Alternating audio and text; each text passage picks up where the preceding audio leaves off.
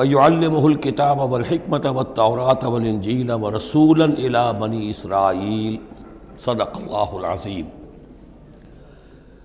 اس آیہ مبارکہ کے بارے میں ایک نقطہ تو میں بیان کر چکا ہوں کہ تقابل جو ہے ذہن میں رکھنا چاہیے کہ حضرت یحییٰ علیہ السلام کے بارے میں ان کے لیے جو بھی توصیفی کلمات اللہ تعالیٰ نے ارشاد فرمائے ان میں آخری ہے نبیم من الصالحین، اور حضرت عیسیٰ علیہ السلام کے لیے یہاں پر جو الفاظ آئے ہیں وَرَسُولًا إِلَىٰ بَنِي اسرائیل، اس کو نوٹ کر لیجئے، پھر آئندہ چل کر اس کے اور بھی حوالے آئیں گے۔ دوسری بات جو نوٹ کرنے کی ہے وہ یہ کہ کتاب اور حکمت اور تورات اور انجیل، ان چار چیزوں کے مابین جو تین واو آئے ہیں ان میں سے دو واو عطف ہیں، ایک واو تفسیر ہے۔ اللہ ان کو سکھائے گا کتاب اور حکمت، یعنی تورات اور انجیل۔ یہ درمیانی واو جو ہے یہ یعنی کے معنی میں ہے، اس لیے کہ جیسا کہ میں کئی مرتبہ پہلے بتا چکا ہوں، تورات میں صرف احکام تھے، حکمت نہیں تھی۔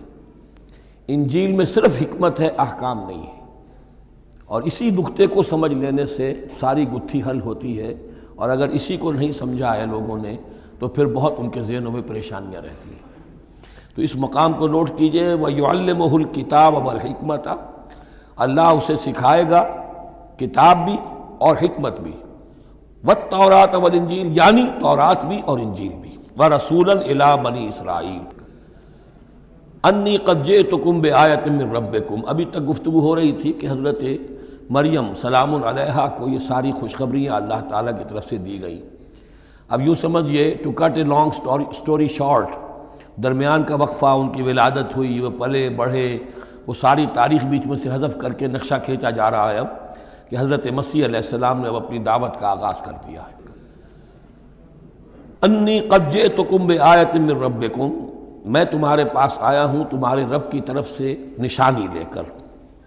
انی اخلق لکم من الطین کہیئۃ الطیر، کہ میں تمہارے سامنے یا تمہارے لیے بناتا ہوں گارے سے ایک پرندے کی شکل، فانفخ فیہ، پھر میں اس میں پھونک مارتا ہوں، فیکون طیرا باذن اللہ، تو وہ بن جاتا ہے اڑتا ہوا پرندہ اللہ کے حکم سے۔ یہاں آپ نوٹ کرتے جائیے گا، ہر معجزے کے بعد باذن اللہ باذن اللہ باذن اللہ، یعنی یہ میرا کوئی دعویٰ نہیں ہے، میرا کوئی کمال نہیں ہے، یہ جو کچھ ہے وہ اللہ کے حکم سے ہے۔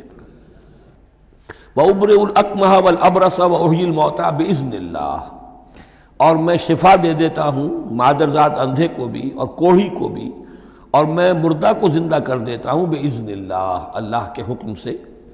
وَأُنَبِّئُكُم بِمَا تَأْكُلُونَ وَمَا تَدَّخِرُونَ فِي بُيُوتِكُم، اور میں تمہیں یہ بھی بتا سکتا ہوں کہ تم کیا کھاتے ہو اور کیا چیزیں تم نے اپنے گھروں میں ذخیرہ کر رکھی ہیں۔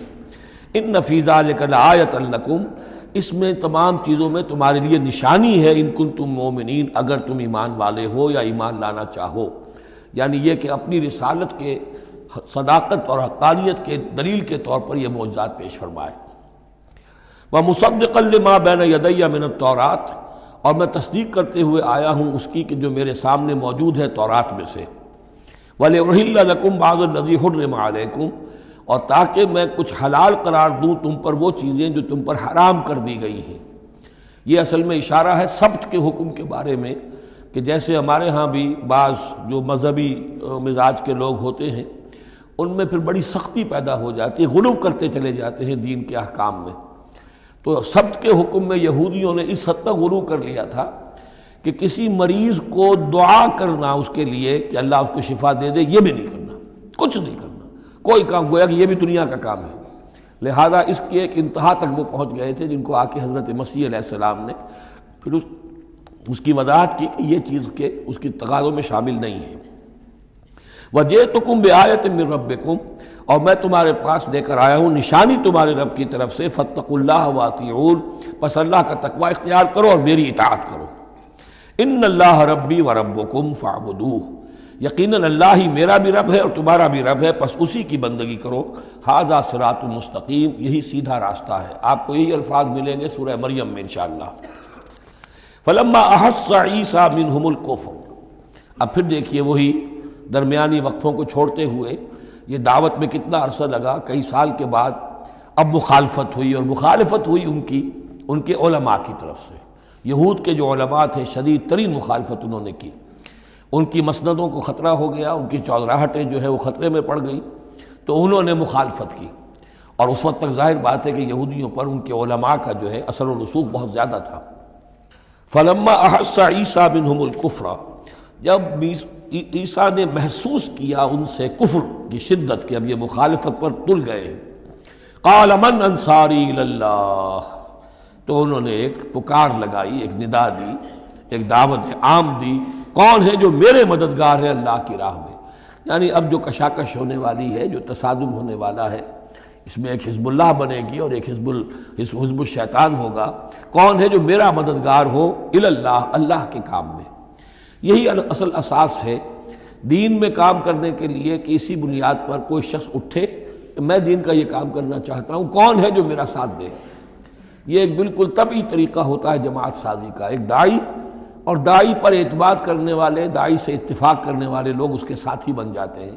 ساتھی اس کے ذاتی اعتبار سے نہیں ہوتے، اس کی حکومت قائم کرنے کے لیے نہیں، اللہ کی حکومت قائم کرنے کے لیے، اس کی سرداری کے لیے نہیں، اللہ تعالیٰ کے دین کے غلبے کے لیے۔ قال الحواریون نحن انصار اللہ، کہا حواریین نے کہ ہم ہیں اللہ کے مددگار۔ حواری جو ہے اصل میں اس کے معنی ہے دھوبی، جو کپڑے کو دھو کر صاف کر دیتا ہے۔ یہ لفظ پھر آگے بڑھا ہے اپنے کردار کو صاف کرنا، اپنے اخلاق کو صاف کرنا، لیکن چونکہ حضرت مسیح علیہ السلام کی بہت سی جو تبلیغ تھی وہ گلیلی جھیل کے کناروں پر ہوتی تھی، اب وہاں ظاہر بات ہے جھیل جو ہے بڑی تھی، وہ سمندر کی طرح ہے، جھیل نہیں ہے، بہت بڑی جھیل ہے، تو وہاں وہ کبھی دھوبی ہوتے تھے، ان میں تبلیغ کرتے تھے، کہیں مچھیرے ہوتے تھے مچھلیاں پکڑنے والے، جا کے انہیں تبلیغ کرتے تھے کہ اے مچھلیوں کے پکڑنے والوں، مچھلیوں کا شکار کرنے والوں، آؤ کہ میں تمہیں انسانوں کا شکار کرنا سکھاؤں۔ اور ان دھوبیوں میں تبلیغ کی ہے، تو ان میں سے کچھ لوگ جو ہیں انہوں نے اپنے آپ کو پیش کر دیا۔ قال الحواریون نحن انصار اللہ آمنا باللہ، ہم ایمان لائے اللہ پر، واشہد بأننا مسلمون، تو آپ بھی اب گواہ رہیے گا کہ ہم اللہ کے فرمانبردار ہیں۔ ربنا آمنا بما انزلت، اے رب ہمارے ہم ایمان لے آئے اس پر جو تو نے نازل فرمایا، واتبعنا الرسول، اور ہم اتباع کر رہے ہیں تیرے رسول کی، فاکتبنا مع الشاہدین، تو اے پروردگار ہمارا نام گواہوں میں لکھ لے۔ یہ گواہ یہی ہے کہ جو لفظ اختیار کیا گیا ہے اب عیسائیوں کے خاص فرقے کی طرف سے، یہواز وٹنسز، یہوا کا لفظ جو ہے وہ عبرانی میں خدا کے لیے، خدا کے گواہ، یعنی وہی بات کہ جو قرآن مجید میں آئی ہے، وَكَذَلِكَ جَعَلْنَاكُمْ أُمَّةً وَسَطًا لِتَكُونُوا شُهَدَاءَ عَلَى النَّاسِ وَيَكُونَ الرَّسُولُ عَلَيْكُمْ شَهِيدًا، تو اللہ ہمیں اپنے گواہوں میں ہمارا نام لکھ لے، یہواز وٹنسز۔ فَاكْتُبْنَا مَعَ الشَّاهِدِينَ، مراد یہ نہیں ہے کہ یہ یہواز وٹنسز وہ لوگ ہیں، میں نے صرف وہ لفظ کی مناسبت کہ انہوں نے یہ لفظ کیوں اختیار کیا ہے کہ یہ لفظ قدیم ہے، اسلامی حکمت اور اسلام کی مصطلحات جو ہیں ان میں اس کی ایک حیثیت ہے۔ وَمَكَرُوا وَمَكَرَ اللَّهُ، اب انہوں نے بھی چالیں چلی اور اللہ نے بھی چال چلی۔ وہ جو ان کے فریسی بیٹھے ہوئے تھے، علماء بیٹھے ہوئے تھے، وہ چالیں چل رہے تھے کسی طرح اس کو پکڑوائیں، کسی طرح، اس لیے کہ وہاں جو حکومت تھی وہ یہودیوں کی نہیں تھی، اگرچہ یہودی ایک بادشاہ تھا، پپٹ کنگ، جیسے کنگ فاروق ہوتے تھے مصر کے اندر، اصل حکومت انگریزوں کی تھی لیکن کنگ فاروق بیٹھے ہوئے ہیں، اسی طرح کا وہ پپٹ کنگ تھا کہ جو یہودیوں میں سے تھا، اصل حکومت تھی رومیوں کی، اور رومی گورنر پائلیٹس پونٹس وہ وہاں پر موجود تھا، اور اس طرح کی کوئی کیپٹل پنشمنٹ جو ہے وہ یہودی خود نہیں دے سکتے تھے جب تک کہ وہ جو اصل گورنر ہے اس کی طرف سے اس کا حکم صادر نہ کیا جائے، لیکن ان کی مذہبی عدالتیں تھیں، اس میں بیٹھ کر یہ ان کے مفتی، ان کے فریسی، ان کے علماء بیٹھ کے فیصلے کرتے تھے، اور اگر وہ فیصلہ دے دیتے تھے تو ان فیصلوں کی ایگزیکیوشن جو ہے وہ پھر رومن گورنمنٹ کے تھرو، اور وہ ہوتی تھی اس کی جو تنفیذ جو ہے وہ پائلیٹس پونٹس کے ذریعے سے، لہذا ان کے ہاتھ بندھے ہوئے تھے۔ اب کسی طریقے سے پھنسوائیں اس کو، سوال الٹے سیدھے کرنے، ایسے سوال کرنے کہ وہ جواب دیں تو اس میں بغاوت کی بو آ جائے، تو کہیں دیکھو یہ رومیو یہ تمہارا باغی ہے، اس طرح کی وہ چالیں چل رہے تھے۔ وَمَكَرُوا وَمَكَرَ اللَّهُ، اللہ کی اپنی چال تھی۔ اب اللہ کی چال کیا تھی، اب اس کی تفصیل قرآن میں نہیں ہے، یعنی یہ کہ ان کے حواریین میں سے ہی ایک نے دھوکہ دیا اور حضرت مسیح علیہ السلام کو گرفتار کروایا۔ اب اس کے بعد اللہ تعالیٰ نے جو کچھ انجیل برنباس میں ہے، قرآن میں نہیں ہے، حدیث میں نہیں ہے، ہمارے اولین جو مفسرین ہیں ان کے ہاں بھی نہیں ہے، لیکن یہ انجیل برنباس، ایونجیلیم برنابے، جو پوپ کی لائبریری سے برآمد ہوئی ہے اس کے اندر یہ تفصیل ہے کہ جس حواری نے آپ کو غداری کر کے پکڑوایا تھا، گرفتار کروایا تھا، اس کی شکل حضرت مسیح کی بدل دی اللہ نے، اور وہ پکڑا گیا، سولی وہ چڑھا ہے، اور حضرت مسیح پر وہ ہاتھ ڈال ہی نہیں سکے، بلکہ جس باغ میں آپ روپوش تھے، جیسے ایک کوٹھڑی سی بنی ہوئی تھی جس میں کوئی آلات وغیرہ رکھ دیتے ہیں، اس باغ میں وہ روپوش تھے اور اس کوٹھڑی میں عبادت کر رہے تھے، باقی جو ان کے حواری ہیں 12 وہ باہر تھے۔ اس وقت وہ سٹک گیا، ایک شخص وہاں سے چپکے سے گیا کہ اب میں پکڑواؤں گا، اور جا کر جو ہے وہ سپاہیوں کو لے آیا، رات کے وقت نیلے لے کر آئے۔ اس نے کہا میں اندر جاؤں گا، جسے میں کہوں اے ہمارے استاذ بس پکڑ لینا وہی مسیح ہے، اس لیے کہ رومیوں کو کیا پتہ تھا وہ مسیح کون ہے، وہ تو یہودی ہے، لہذا جیسے ہمارے ہاں پولیس والوں کو کیا پتہ وہ آئے ہیں، آئیڈینٹیفائی کون کرے گا۔ تو اس نے کہا کہ میں کہوں گا اے میرے آقا، میرے استاد بس پکڑ لینا۔ اب یہ جب اندر داخل ہوا تو جیسے ہی کمرے میں داخل ہوا، اس کوٹھڑی میں اس کی چھت پھٹی، 4 فرشتے نازل ہوئے، حضرت مسیح کو لے کر وہ چلے گئے، اور اس شخص کی شکل جو ہے وہ بدل دی گئی حضرت مسیح والی۔ اب یہ گھبرا کر باہر نکلا تو دوسرے حواریین جو تھے انہوں نے کہا اے ہمارے استاد، اور ادھر سے وہ سپاہی جو ہیں داخل ہو گئے، انہوں نے اسی کو قابو کیا، سولی وہ چڑھا ہے اصل میں، حضرت مسیح نہیں۔ لیکن یہ ساری تفاصیل جو ہیں یہ قرآن میں بھی نہیں ہے، حدیث میں بھی نہیں ہے۔ جب حدیث میں نہیں ہے، قرآن میں نہیں ہے، تو ہمارے مفسرین کے پاس بھی نہیں ہو سکتی تھی۔ لیکن یہ کہ یہ شہادت جو ہے یہ در حقیقت انہی کے گھر سے ہمیں ملی ہے، اور یہ پوری طریقے سے فٹ ان کرتی ہے، پوری طریقے سے قرآن کا جو بیان ہے اس میں یہ پوری طرح فٹ ہوتی ہے۔ وَمَكَرُوا وَمَكَرَ اللَّهُ، انہوں نے اپنی سی چالیں چلی، اللہ نے اپنی چال چلی، وَاللَّهُ خَيْرُ الْمَاكِرِينَ، اور اللہ تعالیٰ جو ہے وہ بہترین چال چلنے والا ہے۔ اِذْ قَالَ اللَّهُ يَا عِيسَىٰ إِنِّي مُتَوَفِّيكَ وَرَافِعُكَ إِلَيَّ، یاد کرو جب کہ اللہ نے عیسیٰ سے کہا عیسیٰ میں تمہیں اب لے جانے والا ہوں۔ یہ لفظ ہے کہ جس کو قادیانیوں نے اصل میں بہت بڑی بنیاد بنایا ہے اپنے غلط عقیدے کی، کہ وفات مسیح ہو چکی ہے۔ اس لفظ کو اچھی طرح سمجھ لیجئے، وفا کے معنی ہے پورا کرنا، وعدہ وفا کرو، وفا۔ اب اس سے جب کہا جائے کسی کو پورا دینا تو باب تفعیل میں آئے گا وفا یوفی توفیتاً، وہ ہم پڑھ چکے ہیں، ووفیت کل نفس فکیف اذا جاء، جب وہ دن آئے گا ووفیت کل نفس ما عملت، جو کچھ انہوں نے کیا ہوگا پورا پورا ان کو دے دیا جائے گا۔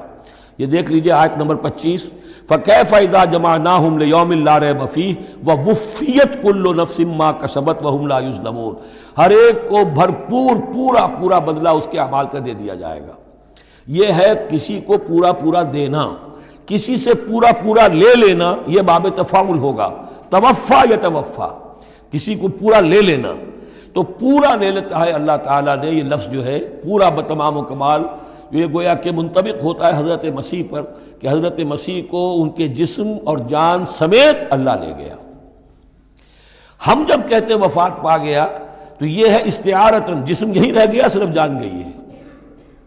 اور یہی لفظ قرآن میں آتا ہے نیند کے لیے بھی، اللہ یتوفی الانفس حین موتہا، اس لیے کہ نیند میں بھی یہ ہوتا ہے کہ خود شعوری نکل جاتی ہے انسان میں سے، اگرچہ زندہ ہے، اب اس کو اگر کوئی چیونٹی کاٹ رہی ہے تو جاگ جائے گا، لیکن ویسے اس کی خود شعوری ختم ہو چکی ہے، اور روح کا تعلق ہے خود شعوری کے ساتھ، تو نیند میں بھی اللہ تعالیٰ روح کو قبض کر لیتا ہے، اس کے لیے بھی توفی کا لفظ ہے۔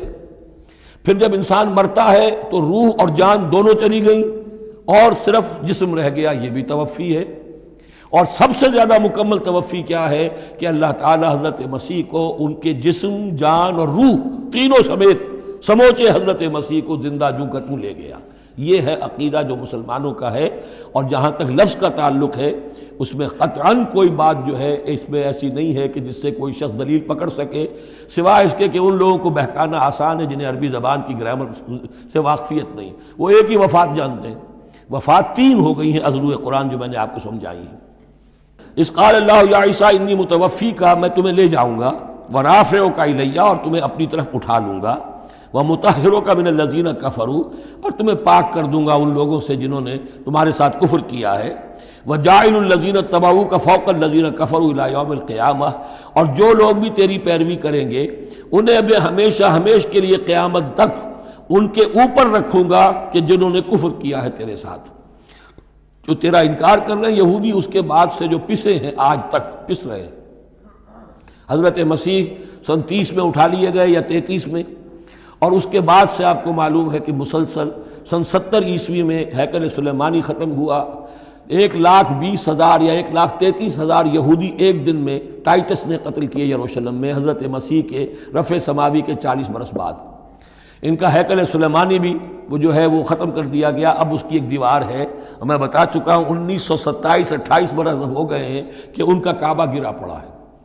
1917 سے پہلے تک، بلکہ یوں سمجھیے پہلے 500 برس تک تو ان کا داخلہ بھی ممنوع تھا۔ یہ تو حضرت عمر کے ہاتھوں جب فتح ہوا ہے، یہ ڈائسپورا کا ان کا پیریڈ کہلاتا ہے۔ ایک پیریڈ ان کا کیپٹیوٹی کا تھا، جبکہ وہ نبوکدنضر لے گیا تھا انہیں اور بیبیلونیا میں قید میں رکھا ہے، وہ ہے ان کا پیریڈ آف کیپٹیوٹی۔ اس کے بعد واپس آئے حضرت عزیر کے زمانے میں، دوبارہ دوسرا ٹیمپل بنایا، اس کے بعد یہ ٹیمپل سن 70 عیسوی میں ختم ہوا، اور ڈائسپورا کہلاتا ہے کہ منتشر ہو جانا۔ انہیں وہاں سے نکال دیا گیا تھا کہ تم دفع ہو جاؤ یہاں سے، اب فلسطین میں تم نہیں رہ سکتے۔ کوئی روس چلا گیا، کوئی ہندوستان چلا گیا، کوئی مصر چلا گیا، کوئی اور یورپ چلا گیا، پوری دنیا میں پھیل گئے۔ یہ ڈائسپورا اولاً ختم ہوا ہے حضرت عمر رضی اللہ تعالیٰ عنہ کے ہاتھ سے، جب فتح ہوا ہے یروشلم۔ اس وقت حضرت عمر نے اس کو یروشلم کو اوپن سٹی قرار دیا کہ یہاں عیسائی بھی آ سکتے ہیں، مسلمان بھی آ سکتے ہیں، یہودی بھی آ سکتے ہیں، یہ سب کا مشترک شہر ہے۔ لیکن جو عیسائی تھے یروشلم کے، انہوں نے جب ہینڈ اوور کیا تھا، فتح نہیں کیا تھا مسلمانوں نے یروشلم، ایک ٹریٹی کے تحت، ایک معاہدے کے تحت ہینڈ اوور کیا تھا۔ اس معاہدے میں یہ شرط انہوں نے لکھوائی تھی کہ یہودیوں کو یہاں آباد ہونے کی اجازت نہیں دیں گے۔ چنانچہ یہ اجازت تو ہو گئی حضرت عمر کے زمانے سے کہ آ سکتے ہیں، زیارت کر سکتے ہیں، لیکن یہاں رہ نہیں سکتے، پراپرٹی پرچیز نہیں کر سکتے، کوئی مکان نہیں بنا سکتے، سیٹل نہیں ہو سکتے۔ یہ رہا ہے جب تک کہ موجود رہی ہے اسلامی خلافت۔ ترکوں نے بھی اجازت نہیں دی، بڑی سے بڑی رشوتیں یہودیوں نے دینی چاہیے انہیں، اور در حقیقت خلافت کا خاتمہ جو کروایا یہودیوں نے وہ اس لیے کہ انہیں یہ نظر آتا تھا کہ اس خلافت کے ہوتے ہوئے ہمارے لیے ممکن نہیں رہے گا کہ ہم کسی طرح بھی فلسطین میں دوبارہ آباد ہو سکیں۔ لیکن پھر برطانیہ کے جو وزیر تھا بالفور، اس کے ذریعے سے انہوں نے بالفور ڈیکلریشن 1917 میں حاصل کیا ہے۔ پھر ان کو حق ملا ہے کہ یہ یہاں آ کر جائیداد بھی خرید سکتے ہیں، سیٹل بھی ہو سکتے ہیں، اور اس کے یوں سمجھیے کہ 31 برس کے بعد پھر اسرائیل کی ریاست وجود میں آئی ہے۔ یہ تاریخ ذہن میں رہے۔ اگرچہ 1917 کے بعد سے انہیں کچھ سانس تو مل گیا ہے، اب ایک طرح سے محسوس ہوتا ہے کہ دنیا میں بڑے اقتدار پر ہیں، مٹھی بھر ہیں، یہ زیادہ سے زیادہ 13-14 ملین ہے، 1.5 کروڑ سے بھی کم، لیکن پوری دنیا کی معیشت جو ہے اس کا بڑا حصہ ان کے کنٹرول میں ہے۔ لیکن پھر بھی یہ سب کچھ جو ہے وہ عیسائیوں کی سپورٹ کی وجہ سے ہے۔ اگر عیسائی ان کی مدد نہ کریں تو ان کا تو یوں سمجھیے کہ ٹکڑے اڑا کر رکھ دیں عرب ایک دن میں۔ لیکن اب پیچھے پوری امریکہ کی حکومت ہے، امریکہ کے حواریین ہیں، خاص طور پر west white Anglo Saxon Protestants, امریکہ اور برطانیہ، وہ تو گویا کہ ان کے زرخرید ہیں ایک طرح سے، اور بھی جو ممالک ہیں عیسائی اب یہ فتح کر چکے ہیں ان سب کو، عیسائیوں کے اوپر ان کا غلبہ ہے۔ اس لیے اب جو شکل ہے وہ بھی یہ ہے کہ ان کا وجود ہے یہی کہ عیسائی ہیں اوپر، اور یہ معنوی طور پر سازشی انداز میں انہیں کنٹرول کر رہے ہیں۔ اذ قال اللہ یا عیسیٰ انی متوفیک ورافعک الی ومطہرک من الذین کفروا وجاعل الذین اتبعوک فوق الذین کفروا الی یوم القیامہ ثم الی مرجعکم فاحکم بینکم فیما کنتم فیہ تختلفون۔ پھر تم سب جو ہے تمہارا لوٹنا میری ہی طرف ہے، اور پھر میں تمہیں بتا دوں گا اور فیصلہ کر دوں گا تمہارے مابین ان باتوں میں جن میں تم اختلاف کر رہے تھے۔ فَأَمَّا الَّذِينَ كَفَرُوا فَأُعَذِّبُهُمْ عَذَابًا شَدِيدًا فِي الدُّنْيَا وَالْآخِرَةِ، تو وہ لوگ کہ جو کفر کی روش اختیار کریں گے میں انہیں عذاب دوں گا، بہت سخت عذاب، دنیا میں بھی اور آخرت میں بھی۔ وَمَا لَهُم مِّن نَاصِرِينَ، اور نہیں ہوں گے ان کے لیے کوئی مددگار۔ وَأَمَّا الَّذِينَ آمَنُوا وَعَمِلُوا الصَّالِحَاتِ، اور جو ایمان لائیں گے اور نیک عمل کریں گے، فَيُوَفِّيهِمْ، اب دیکھیے وفا یوفی دینا، پورا پورا دینا، تو ان کو وہ پورا پورا دے گا، اجورہم، ان کا اجر۔ واللہ لا یحب الظالمین، اللہ ظالموں کو پسند نہیں کرتا۔ ذالک نتلوہ علیک من الآیات والذکر الحکیم، یہ وہ چیزیں ہیں جو ہم آپ کو پڑھ کر سنا رہے ہیں۔ گویا کہ یہاں بھی پس منظر میں حضرت جبرائیل علیہ السلام ہے کہ یہ اللہ تعالیٰ کی آیات ہیں اور ذکر حکیم ہے جو ہم آپ کو پڑھ کر سنا رہے ہیں۔ ان مثل عیسیٰ عند اللہ کمثل آدم، عیسیٰ کی مثال اللہ کے نزدیک آدم کی سی ہے۔ خلقہ من تراب ثم قال له کن فیکون، اسے بنایا مٹی سے، پھر کہا ہو جا، وہ ہو گیا۔ اب یہ آیت وہ ہے قرآن مجید میں کہ جو لوگ بھی اسپیشل کریشن کے قائل ہیں کہ حضرت آدم کسی ایولیوشن کے نتیجے میں کسی سپیشیز کے وجود میں آنے کے بعد اس کے ایک فرد کی حیثیت سے نہیں ان کا استفاع ہوا، بلکہ وہ اسپیشلی کریٹ کیے گئے ہیں مٹی سے براہ راست، ان کے حق میں یہ آیت دلیل ہے۔ تو یہ جو بھی نظریات ہیں ابھی، چونکہ ایولیوشن بھی ہے تو وہ بھی نظریہ ہے، تھیوری آف اسپیشل کریشن ہے وہ بھی نظریہ ہے۔ نظریوں کے باب میں انسان ادھر ادھر کوئی رائے رکھ سکتا ہے، ابھی یہ کوئی طے شدہ حقائق نہیں ہے۔ ان میں ہم غور کر سکتے ہیں کہ قرآن مجید میں کس مقام پر کس چیز کے لیے کوئی تائید یا کوئی تھوڑی سی توثیق نکلتی ہے۔ تو اللہ کے نزدیک تو عیسیٰ کی مثال ایسے ہی ہے جیسے آدم، اسے مٹی سے بنایا اور کہا کن فیکون۔ تو اب اگر اسپیشل کریشن کا معاملہ ہے تو نہ باپ نہ ماں، بغیر باپ اور بغیر ماں کے تو کیا وہ الہ بن گئے؟ بنانے والا تو اللہ ہے۔ حضرت عیسیٰ ماں تو ہے، باپ نہیں ہے، حمل تو ہوا ہے، 9 مہینے ماں کے پیٹ میں تو رہے ہیں، تو وہ تو آدم سے کم معاملہ ہوا تخلیق میں اعجاز کے اعتبار سے۔ اور حضرت اس سے کم تر ذرا دیکھ لو تو بوڑھے پھونس حضرت زکریا اور بوڑھی پھونس ان کی اہلیہ جو ساری عمر بانجھ رہی اور ان کو اللہ نے اولاد دے دی۔ تو یہ سارے جو ہیں معجزات ہیں، اللہ کا اختیار ہے جو چاہے کرے، اس سے کسی کی الوہیت کی دلیل نہیں نکلتی۔ الحق من ربک، یہ حق ہے آپ کے رب کی طرف سے، فلا تکن من الممترین، تو ہرگز نہ ہو جانا اس میں شک کرنے والوں میں سے۔ فمن حاجک فیہ، تو اے نبی جو بھی اس معاملے میں آپ سے اب بھی حجت بازی کرے، جھگڑا کرے، بحث کر رہا ہے، ابھی سینگ الجھا رہا ہے بحث کے اندر، من بعد ما جاءک من العلم، جبکہ آپ کے پاس تو العلم آ چکا، آپ جو بات کہہ رہے ہیں وہ علی وجہ البصیرت کہہ رہے ہیں، فقل تعالوا، تو اب آخری چیلنج کیا ہے؟ کہہ دیجئے اچھا آؤ۔ یہ جو ان کا آیا تھا، 2 بڑے بڑے ان کے لاٹ پادری تھے، ابو حارثہ ابن علقمہ اور قرظ بن علقمہ، اور ان کی سرکردگی میں 70 افراد تھے جو کہ نجران سے آئے تھے۔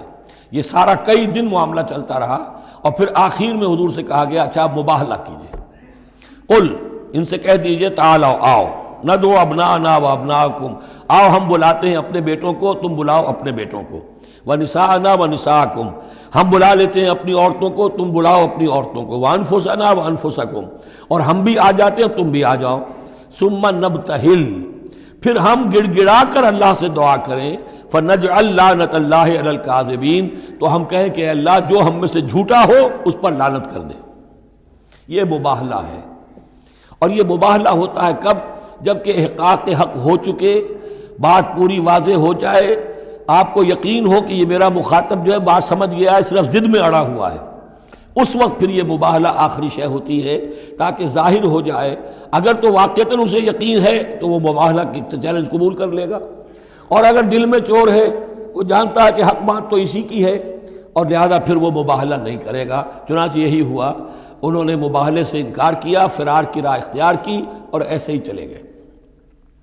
فمن حاجک فیہ من بعد ما جاءک من العلم فقل تعالوا ندعو ابناءنا وابناءکم ونساءنا ونساءکم وانفسنا وانفسکم ثم نبتہل فنجعل لعنت اللہ علی الکاذبین ان ھذا لہو القصص الحق، یہ ہے صاف صاف جو بھی سرگزشت ہے صحیح اور حق وہ یہ ہے، وما من الہ الا اللہ، اور نہیں ہے کوئی معبود اللہ کے سوا، وَإِنَّ اللَّهَ لَهُوَ الْعَزِيزُ الْحَكِيمُ، اور یقیناً اللہ تعالیٰ ہی ہے زبردست اور کمال حکمت والا۔ یہاں اب دوسرا حصہ ختم ہو گیا، یہ 31 آیات ہیں، 32 اور 31 مل کر یہ 63 آیت پر۔ فَإِن تَوَلَّوْا، پھر اگر وہ پیٹھ موڑ لیں، فَإِنَّ اللَّهَ عَلِيمٌ بِالْمُفْسِدِينَ، یہاں آ کر 63 آیات ہوئیں، پھر اگر وہ پیٹھ موڑ لیں تو اللہ تعالیٰ خوب جانتا ہے ان مفسدوں کو کہ یہ ماننے والے نہیں ہیں، لہذا وہ پورا قافلہ واپس چلا گیا۔ اب یہ جو تیسرا حصہ نصف اول کا آ رہا ہے، یہ پھر انہی 4 رکوعوں کے بہت مشابہ ہے کہ جو سورہ بقرہ میں آئے تھے 15ویں سے لے کر 18ویں رکوع تک، جس میں تحویل قبلہ، حضرت ابراہیم کا ذکر، کعبے کا ذکر، پھر اہل کتاب کو دعوت، وہ کیفیت آپ کو یہاں ملے گی۔ قل یا اہل الکتاب تعالوا الی کلمۃ سواء بیننا وبینکم، اے نبی کہیے اے اہل کتاب، اب یہاں جمع کر لیا گیا یہود اور نصارہ دونوں کو۔ وہاں گفتگو زیادہ تر یا بنی اسرائیل تھی، ابھی تک حضرت عیسیٰ کا معاملہ تھا، وہ گویا کہ نصرانیوں سے بات تھی، اب ہے اہل کتاب، دونوں کے دونوں۔ قل یا اہل الکتاب تعالوا الی کلمۃ سواء بیننا وبینکم، کہیے کہ اے کتاب والو آؤ ایک ایسی بات کی طرف جو ہمارے اور تمہارے مابین بالکل برابر ہے، متفق علیہ ہے۔ وہ کیا ہے؟ اللہ نعبد الا اللہ، اللہ کے سوا کسی کی بندگی نہ کرے، ولا نشرک بہ شیئا، اس کے ساتھ کسی چیز کو شریک نہ ٹھہرائیں، ولا یتخذ بعضنا بعضا اربابا من دون اللہ، اور ہم میں سے کوئی ایک دوسرے کو اللہ کے ساتھ رب نہ بنا لے۔ اس سے مراد کیا ہے؟ جیسے کہ پوپ کو انہوں نے رب بنا لیا، کہ پوپ کو اختیار ہے جس چیز کو چاہے حلال قرار دے دے، جس چیز کو چاہے حرام قرار دیتے، یہ گویا کہ ان کو اس کو پوپ کو بھی رب مان لینا ہے۔ چنانچہ یہ واقعہ ہے کہ مشہور جو سخی تھے حاتم طائی، ان کے بیٹے عدی ابن حاتم رضی اللہ تعالیٰ عنہ، وہ ایمان لائے، عیسائی تھے پہلے، تو انہوں نے ایک مرتبہ حضور سے کہا کہ یہ قرآن یہ کہتا ہے کہ ہم نے اللہ کے سوا کسی اور کو رب بنا لیا، تو یہ بات کچھ سمجھ میں نہیں آئی، ہم نے تو کسی کو رب نہیں بنایا۔ تو حضور نے فرمایا کیا یہ صحیح نہیں ہے کہ تمہارے جو پادری کہہ دیں، جو پوپ کہہ دیں کہ یہ حق ہے، یہ صحیح ہے، یہ جائز ہے، اس کو تم جائز مان لیتے ہو، جس کو وہ کہہ دیں حرام ہے حرام مان لیتے ہو؟ کہ جی ہاں ایسا تو ہے۔ تو یہ حق جو ہے یہ صرف اللہ کا ہے، اور جو اس حق کو اختیار کرتا ہے وہ گویا رب ہونے کا دعویٰ کرتا ہے۔ اب یہ ساری قانون سازی جو شریعت کے خلاف کی جا رہی ہے، یہ خدائی کا دعویٰ ہے جو لوگ کر رہے ہیں بیٹھے ہوئے، اور ان ہاؤسز میں پہنچنے کے لیے جو بےتاب ہوتے ہیں اور اس کے لیے کروڑوں روپیہ خرچ کرتے ہیں، جہاں جا کر یا تو پہلے طے ہو جائے، یا کوئی قانون سازی کتاب و سنت کے منافی نہیں ہو سکتی، پھر جائیے، پھر وہاں پر جا کر قانون سازی کتاب و سنت کے دائرے کے اندر کیجیے۔ لیکن جہاں یہ نہیں ہے تو وہ جو فرمایا یہاں پر نوٹ کر لیجئے، تعالوا الی کلمۃ سواء بیننا وبینکم الا نعبد الا اللہ ولا نشرک بہ شیئا ولا یتخذ بعضنا بعضا اربابا من دون اللہ فإن تولوا، پھر اگر وہ منہ موڑ لیں، فقولوا، اے مسلمانوں تم کہو، فقولوا اشہدوا بأننا مسلمون، اچھا بھائی آپ لوگ گواہ رہے ہم تو مسلمان ہیں، ہم نے تو اللہ کی اطاعت قبول کر لی، ہم ان تینوں باتوں پر قائم رہیں گے، آپ کو اگر پسند نہیں ہے تو آپ کی مرضی۔ یا اہل الکتاب، اے کتاب والو، لم تحاجون فی ابراہیم، تم ابراہیم کے بارے میں کیوں جھگڑتے ہو؟ وما انزلت التوراۃ والانجیل الا من بعدہ، حالانکہ تم بھی مانتے ہو کہ تورات بھی ان کے بعد نازل ہوئی، انجیل بھی بعد میں نازل ہوئی، یہودیت بعد کی پیداوار ہے اور نصرانیت بھی بعد کی پیداوار ہے۔ تو ما کان ابراہیم یہودیا ولا نصرانیا ولکن کان حنیفا مسلما، وہ تو مسلمان تھے، وہ تو اللہ کے فرما بردار تھے، یہودی یا نصرانی تو نہیں تھے۔ افلا تعقلون، تو کیا تم عقل سے کام نہیں لیتے؟ ہاں انتم ہؤلاء حاججتم فیما لکم بہ علم، دیکھو یہ تم لوگ اب تک جو بھی باتیں کرتے رہے ہو، تم نے مباحثہ کیا ہے، وہ ان چیزوں کے بارے میں بھی ہے جس کا تمہیں کچھ علم ہے۔ فلم تحاجون فیما لیس لکم بہ علم، ایسی چیزوں کے بارے میں حجت بازی کیوں کرتے ہو جن کے لیے تمہارے پاس کوئی دلیل ہی نہیں، کوئی بنیاد نہیں، کوئی علم نہیں؟ ابراہیم کو کیا قرار دو گے، نصرانی یا یہودی؟ واللہ یعلم وانتم لا تعلمون، اللہ جانتا ہے تم نہیں جانتے۔ ما کان ابراہیم یہودیا ولا نصرانیا، اچھی طرح تمہیں بھی معلوم ہے ابراہیم نہ یہودی تھے نہ نصرانی تھے، ولیکن کان حنیفا مسلما، وہ تو اللہ کے فرما بردار تھے بالکل یکسو ہو کر۔ وما کان من المشرکین، اور نہ ہی وہ مشرکوں میں سے تھے۔ گویا کہ تین طبقات جو موجود تھے عرب میں اس وقت، یا مشرکین عرب تھے، وہ بھی اپنے آپ کو منسوب کرتے تھے، وہ تو چونکہ نسل تو حضرت اسماعیل کی ہے تو وہ بھی کہتے تھے ہمارے تو رشتہ ابراہیم سے ہے، یہودی بھی نصرانی بھی، لیکن فرمایا ابراہیم جو ہے وہ نہ یہودی تھے نہ نصرانی تھے نہ مشرک تھے۔ ان اول الناس بابراہیم الذین اتبعوہ، یقیناً ابراہیم سے سب سے زیادہ قربت رکھنے والے لوگ تو وہ ہیں جو ان کی پیروی کرتے ہیں، اور وہ کون ہے؟ وہذا النبی، یہ نبی محمد صلی اللہ علیہ وسلم، والذین آمنوا، اور وہ کہ جو ان پر ایمان لائے، واللہ ولی المومنین، اور اللہ ان مومنوں کا ساتھی ہے، مددگار ہے، پشت پناہ ہے، حمایتی ہے۔ وَدَّتْ طَائِفَةٌ مِّنْ أَهْلِ الْكِتَابِ لَوْ يُضِلُّونَكُمْ وَمَا يُضِلُّونَ إِلَّا أَنفُسَهُمْ وَمَا يَشْعُرُونَ، اہل کتاب کا ایک گروہ جو ہے تلا ہوا ہے، اس پر آرزومند ہے کہ اے مسلمانوں تمہیں کسی طریقے سے گمراہ کر دیں۔ لَوْ يُضِلُّونَكُمْ وَمَا يُضِلُّونَ إِلَّا أَنفُسَهُمْ، وہ نہیں گمراہ کر سکیں گے مگر اپنے آپ کو۔ وَمَا يَشْعُرُونَ، انہیں اس کا شعور نہیں ہے۔ یا اہل الکتاب، دیکھیے کو انداز جو ہے بڑا ہی داعیانہ، جیسا کہ وہ جو 5واں رکوع تھا سورہ بقرہ کا، اس طرح کا انداز ہے یہاں۔ یا اہل الکتاب لما تکفرون بآیات اللہ وانتم تشہدون، اے کتاب والو، اے اہل کتاب، کیوں تم اللہ تعالیٰ کی آیات کا انکار کرتے ہو جبکہ تم اس کے قائل ہو، پہچان چکے ہو، دل میں جان چکے ہو؟ یا اہل الکتاب لم تلبسون الحق بالباطل وتکتمون الحق وانتم تعلمون، اے اہل کتاب کیوں تم حق کے اوپر باطل کا ملمہ چڑھاتے ہو، کیوں حق کو چھپاتے ہو جانتے بوجھتے؟ یہ بھی اس 5ویں رکوع میں آیت موجود تھی، ولا تلبسوا الحق بالباطل وتکتموا الحق وانتم تعلمون۔ وقالت طائفۃ، اب ایک بڑی سازش کا ذکر ہو رہا ہے کہ جو انہوں نے کی تھی مسلمانوں کے خلاف اور محمد رسول اللہ کو ناکام بنانے کے لیے۔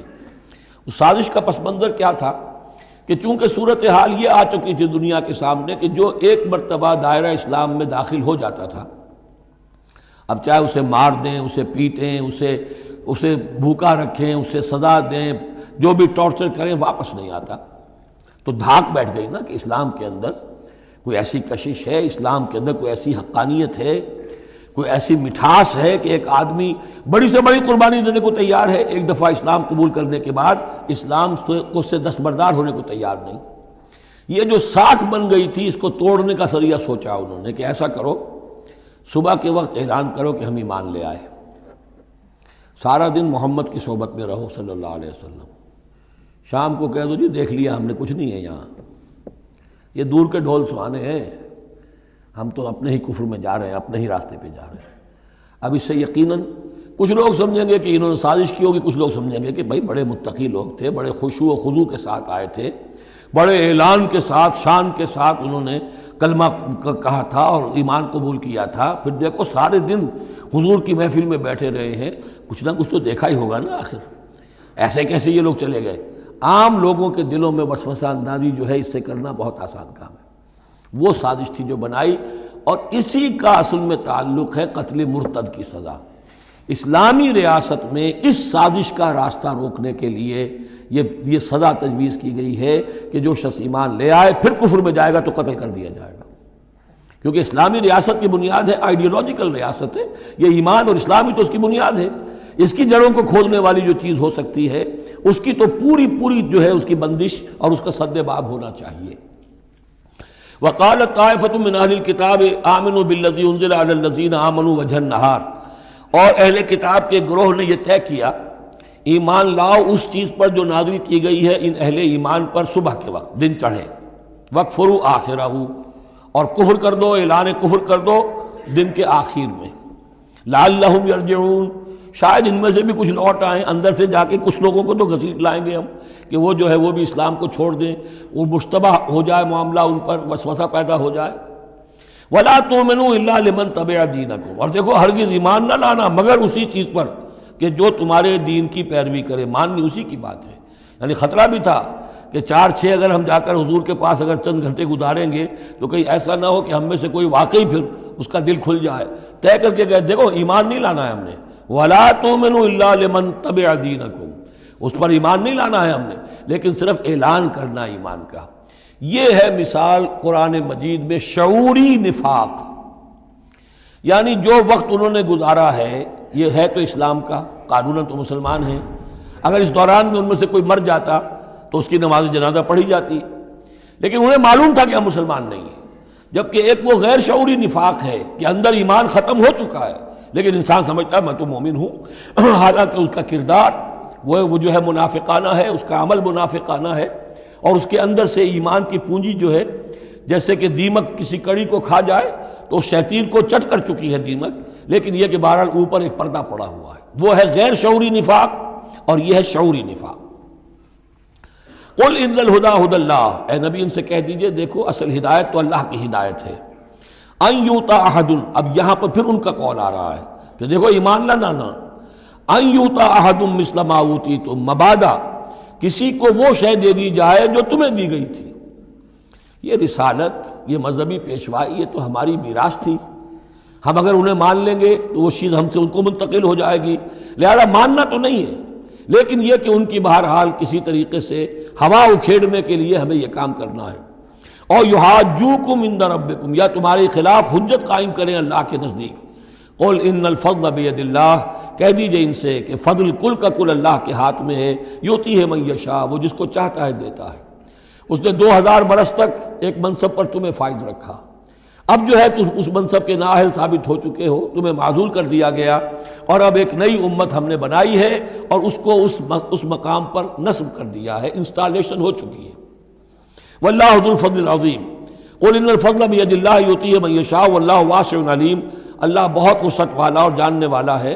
یختص برحمتہ من یشاء، وہ مختص کر لیتا ہے اپنی رحمت کے لیے جس کو چاہتا ہے۔ واللہ ذو الفضل العظیم، اللہ بڑے فضل کا مالک ہے۔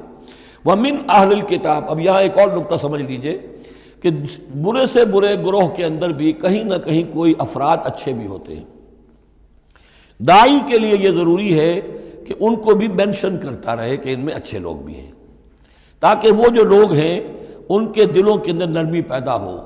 اسی طرح برے سے برے آدمی میں کوئی اچھائی بھی ہے، آپ اگر اسے دعوت دے رہے ہیں حق کی طرف، اس میں جو اچھائی ہے اس کو مانیے، تاکہ اسے معلوم ہو کہ اسے مجھ سے قد نہیں ہے، دشمنی نہیں ہے، جو میری بات واقعی اچھی ہے اس کو تو یہ تسلیم کر رہا ہے، لیکن جو بات غلط ہے اس کو رد کر رہا ہے۔ تو یہ دعوت کا اور تبلیغ کا بہت اہم حصہ ہے۔ اگر آپ ٹوٹلی نگیٹ کر دیں گے تو وہ بھی کہے گا کہ یہ بھی اندھا بہرا ہے تو میں بھی اندھا بہرا رہوں، یہ میری اچھائی کو بھی نہیں دیکھ سکتا، صرف میری برائی نظر آ رہی ہے۔ اور اگر وہ سمجھے کہ میری برائی کی بھی صحیح نشاندہی کر رہا ہے، جو میری اچھائی ہے اس کو بھی مان رہا ہے، تو اس کا دل کھلے گا، وہ آپ کی بات سنے گا۔ وَمِنْ أَهْلِ الْكِتَابِ مَنْ إِنْ تَأْمَنْهُ بِقِنْطَارٍ، اہل کتاب میں سے ایسے بھی ہیں کہ اگر ان کے پاس تم امانت رکھوا دو ڈھیروں مال، یؤدہ الیک، وہ تمہیں پورا پورا واپس کر دیں گے۔ امانت دار ان میں موجود ہیں۔ وَمِنْهُمْ، اور ان میں سے ایسے بھی ہیں، مَنْ إِنْ تَأْمَنْهُ بِدِینَارٍ، ان کے پاس اگر ایک دینار بھی امانت رکھوا دو، لا یؤدہ الیک، وہ تمہیں واپس نہیں کرے گا، ادا نہیں کرے گا تمہیں، الا ما دمت علیہ قائما، الا یہ کہ تم اس کے سر کے اوپر کھڑے ہو جاؤ، مسلط ہو جاؤ، تب تو دے دے گا، ورنہ نہیں دے گا۔ اچھا، یہ ہے ان کے اکثر کا کردار، لیکن جو بھی تھوڑے بہت تھے ان میں ان کی اچھائی کا بھی ذکر کر دیا۔ اور بالفعل اس قسم کے کردار کے لوگ جو ہیں وہ عیسائیوں میں تھے، یہودیوں میں تو نہ ہونے کے برابر تھے، لیکن اہل کتاب کا مسئلہ ہو رہا ہے تو اس میں یہ دونوں گروپ موجود ہیں۔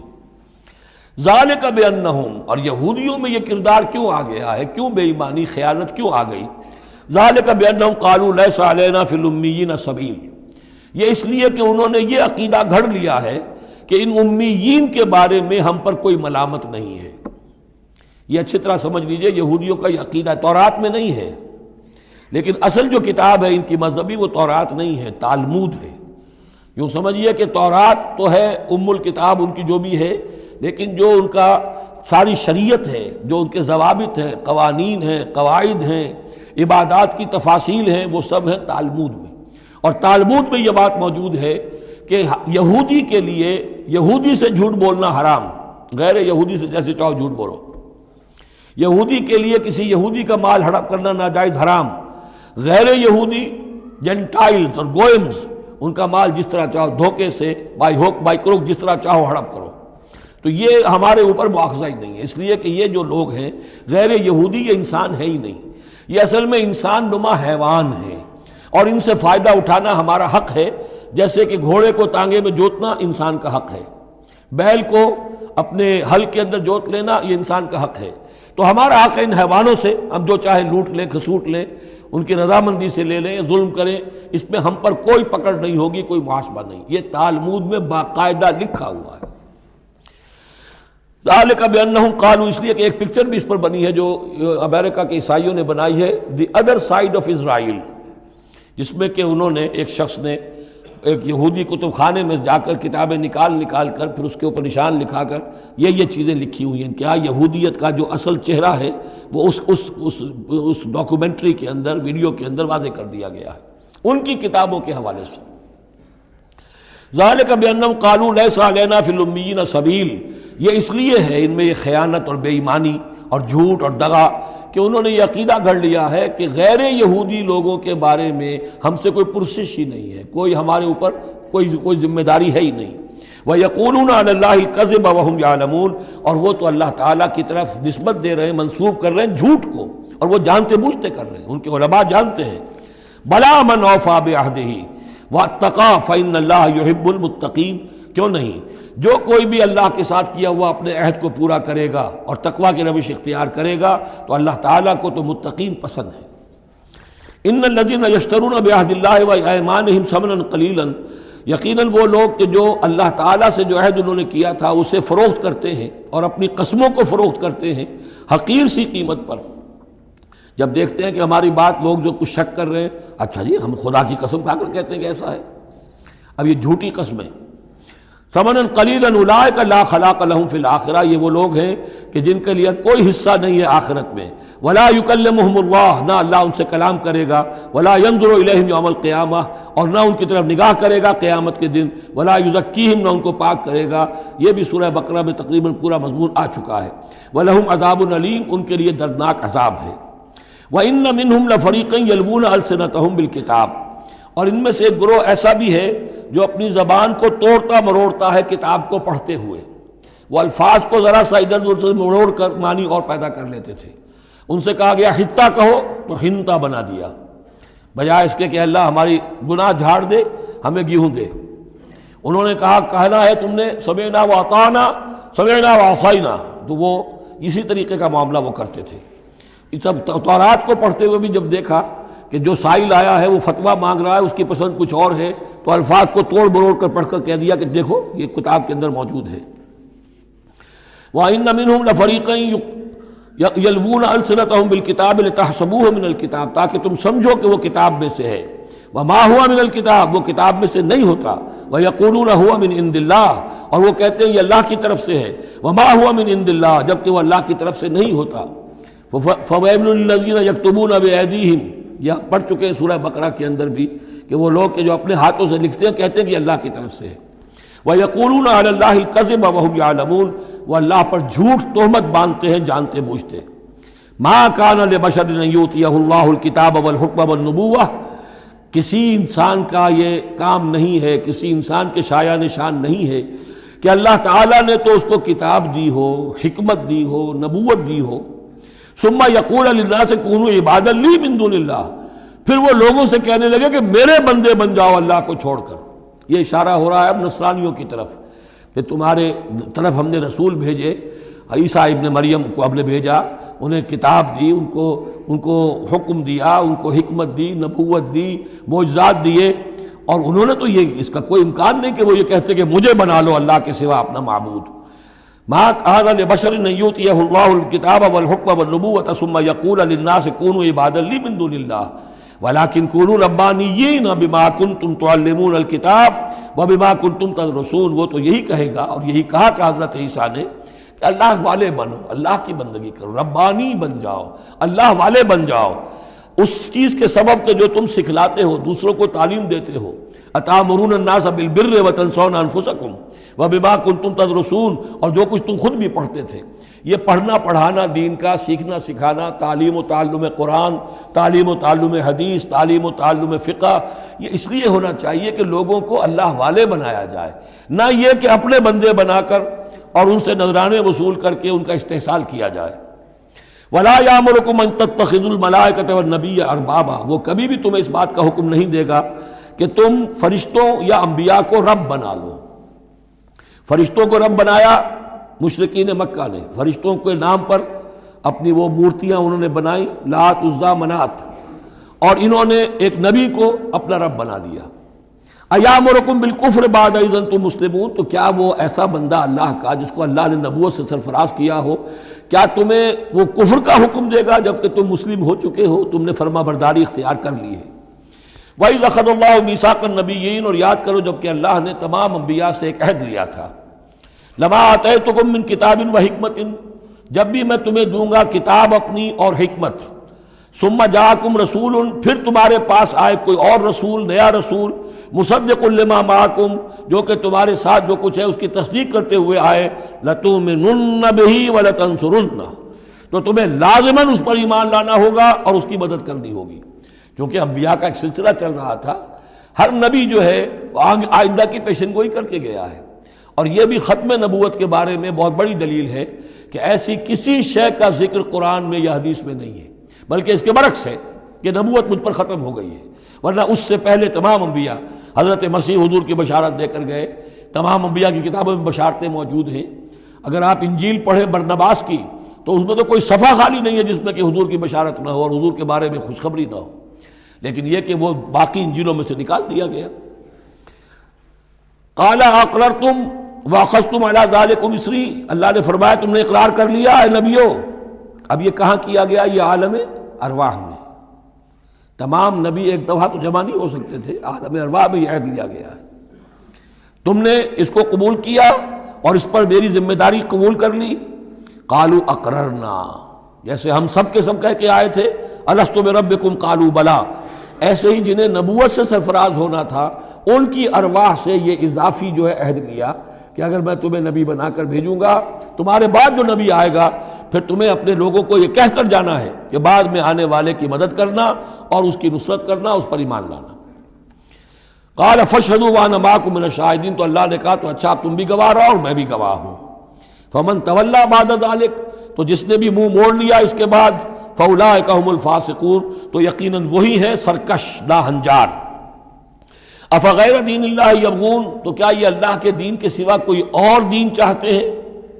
وَلَهُ أَسْلَمَ مَنْ فِي السَّمَاوَاتِ وَالْأَرْضِ طَوْعًا وَكَرْهًا وَإِلَيْهِ يُرْجَعُونَ، جبکہ آسمانوں اور زمین میں جو کچھ ہے اللہ کے سامنے سر تسلیم خم کیے ہوئے ہے، چاہے خوشی سے اور چاہے مجبوراً، اور اسی کی طرف ان سب کو لوٹا دیا جائے گا۔ قُلْ آمَنَّا بِاللَّهِ، یہ دیکھیے 16ویں رکوع کی سورہ بقرہ کی آیات جو ہیں تقریباً تھوڑے سے لفظی فرق کے ساتھ، کہیے آمنا باللہ، ہم ایمان لائے اللہ پر، وما انزل علینا، جو نازل کیا گیا ہم پر، وما انزل علی ابراہیم و اسماعیل و اسحاق و یعقوب والاسباط، اور جو کچھ نازل کیا گیا ابراہیم پر، اسماعیل پر، اسحاق پر اور یعقوب پر اور ان کی اولاد پر، وما اوتی موسیٰ و عیسیٰ والنبیون من ربہم، جو بھی موسیٰ کو دیا گیا، عیسیٰ کو دیا گیا، تمام انبیاء کو دیا گیا ان کے رب کی طرف سے، لا نفرق بین احد منہم ونحن لہ مسلمون، ہم ان میں سے کسی ایک کے مابین بھی کوئی تفریق نہیں کرتے اور ہم تو اللہ کے فرما بردار ہیں۔ وَمَن يَبْتَغِ غَيْرَ الْإِسْلَامِ دِينًا فَلَن يُقْبَلَ مِنْهُ، جو کوئی اس اسلام کے سوا کوئی دین اختیار کرے گا اللہ اسے اس کی جانب سے قبول نہیں کرے گا۔ وَهُوَ فِي الْآخِرَةِ مِنَ الْخَاسِرِينَ، اور آخرت میں وہ پھر خسارے پانے والوں میں سے ہو کر رہے گا۔ كَيْفَ يَهْدِي اللَّهُ قَوْمًا كَفَرُوا بَعْدَ إِيمَانِهِمْ، کیسے ہدایت دے گا اللہ ان لوگوں کو جو ایمان کے بعد کافر ہو گئے۔ اس کا کیا مطلب ہے؟ یعنی ان کے دل ایمان لے آئے تھے، مان لیا تھا، حقیقت منکشف ہو گئی تھی۔ جیسے سورۃ النمل میں ہم پڑھیں گے وَجَحَدُوا بِهَا وَاسْتَيْقَنَتْهَا أَنفُسُهُمْ ظُلْمًا وَعُلُوًّا، انہوں نے انکار تو کیا لیکن ان کی جی نے، دل نے ان کے یقین کر لیا تھا کہ بات صحیح ہے۔ دل اقراری ہے، زبان انکاری ہے۔ زبان انکاری کیوں ہے؟ ظلمًا وعلوا، حق تلفی کرنے کے لیے اور اپنی سربلندی کے لیے، اپنی چودراہٹ کے لیے، بغیم بینہم، ورنہ دل ان کے ایمان لا چکے تھے۔ تو کیف یہدی اللہ قوما کفروا بعد ایمانہم، کہ جب حق منکشف ہو گیا، دل نے گواہی دے دی کہ حق ہے، پھر بھی کفر کیا۔ وَشَهِدُوا أَنَّ الرَّسُولَ حَقٌّ، اور انہوں نے گواہی دی کہ رسول حق ہے۔ آپس میں باتیں کرتے تھے، چنانچہ روایت میں آتا ہے کہ جو علقمہ کے دو بیٹے جو ہیں ابو حارثہ اور کرز، جب یہ چلے تھے یمن سے، نجران سے، تو کہیں ٹھوکر لگی کرز کے گھوڑے کو، تو اس نے کہا تعیس العمد، ہلاک ہو جائے وہ دور والا، یعنی جس کی طرف ہم جا رہے ہیں، محمد کی طرف صلی اللہ علیہ وسلم۔ اس پر بڑے بھائی نے کہا، ابو حارثہ نے، تعیست امک، تیری ماں ہلاک ہو جائے۔ اس نے کہا کیوں؟ میں نے تو محمد کو کہا تھا جو کچھ کہا تھا، تمہیں کیوں اس طرح برا لگا؟ انہوں نے کہا تمہیں معلوم نہیں ہے وہ وہی نبی ہیں، ہم پوری طرح جان چکے ہیں وہ وہی نبی ہیں، ان کی شان میں گستاخی نہیں کریں گے، پکڑے جائیں گے ہم، وہ نبی ہیں اور وہی ہیں جن کے ہم منتظر تھے۔ انہوں نے کہا پھر مانتے کیوں نہیں؟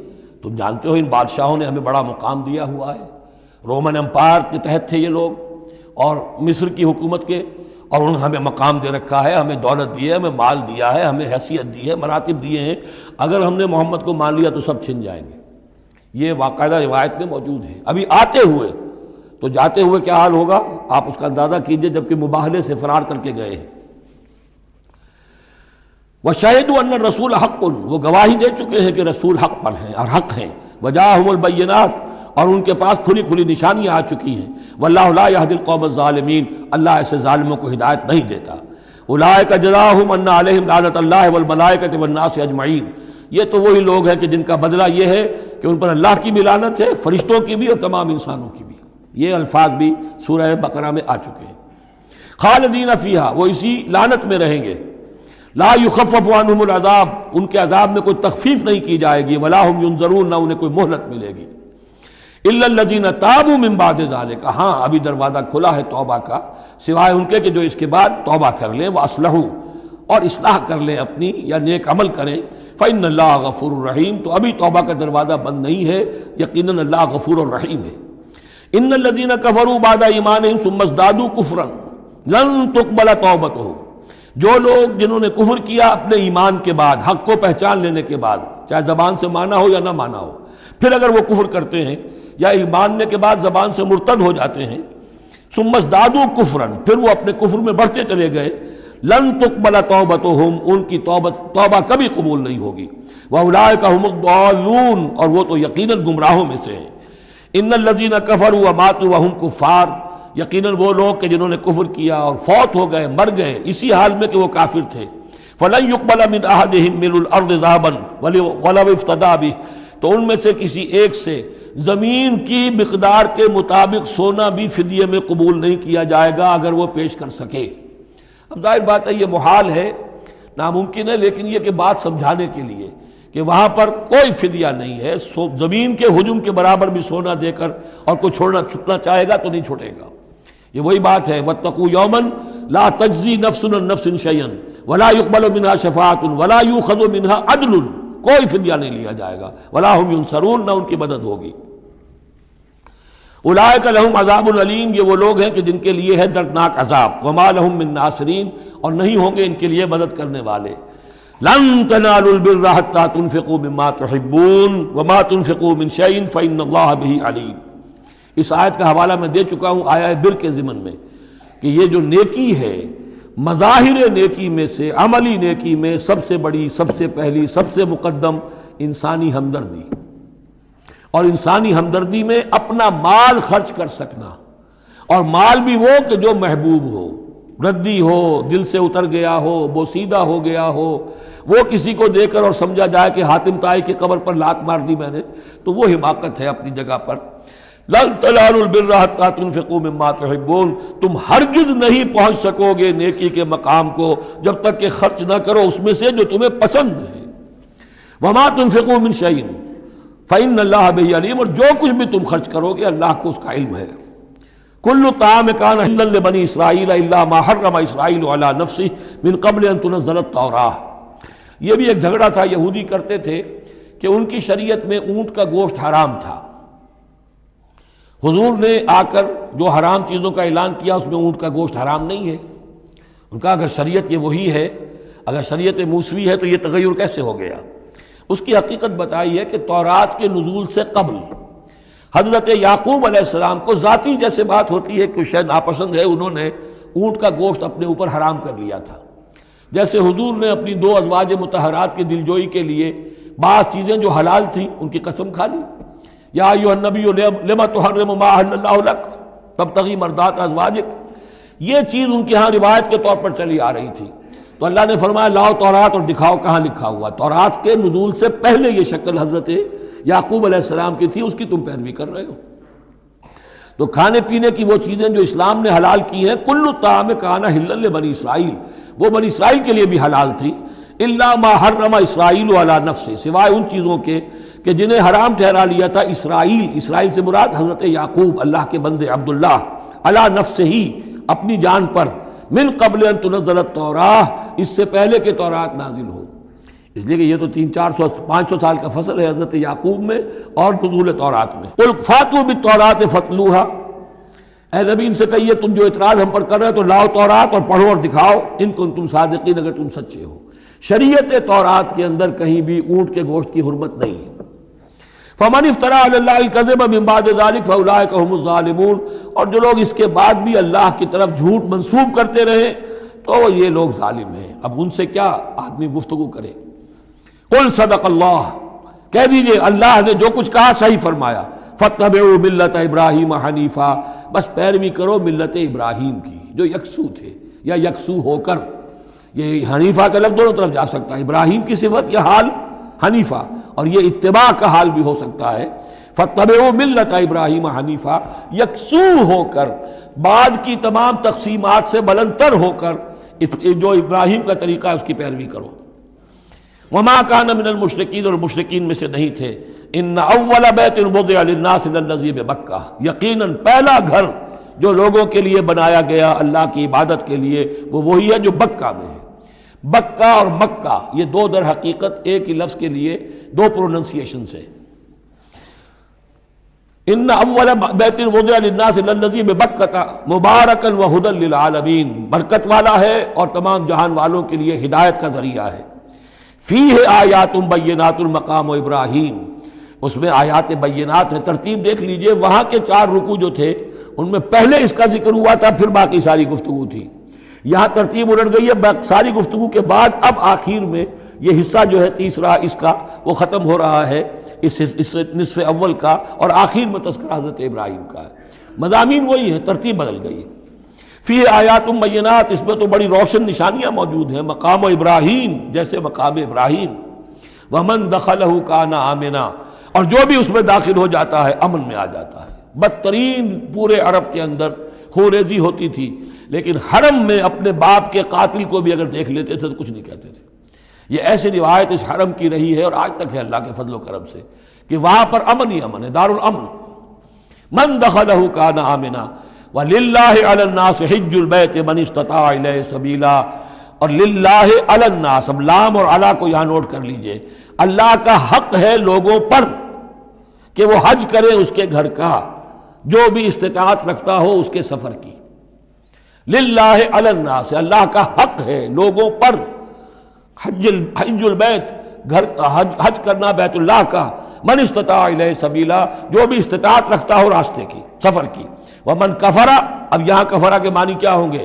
جو استطاعت کے باوجود حج نہیں کرتا وہ گویا کہ کفر کرتا ہے۔ ومن کفر فإن اللہ غنی عن العالمین، تو وہ اللہ تو غنی ہے تمام جہانوں سے۔ قل یا اہل الکتاب لم تکفرون بآیات اللہ، اب آخری یہ آیات ہیں، بڑا ہی انداز جو ہے جھنجھوڑنے کا، اور جیسے کہ پیئرسنگ آئیز کے ساتھ دیکھ کر کسی سے بات کی جائے اور اس کے یعنی نگاہیں گاڑ کر اس پر، قل یا اہل الکتاب لم تکفرون بآیات اللہ، کیوں اللہ کی آیات کا انکار کر رہے ہو؟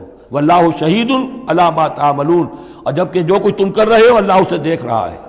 قل یا اہل الکتاب لم تصدون عن سبیل اللہ، کہہ دیجئے ہے کتاب والو کیوں روکتے ہو اور روکتے ہو؟ صدہ یا سدو دونوں معنی دیتا ہے، لازم بھی متعدی بھی، خود رک جانا دوسروں کو روکنا۔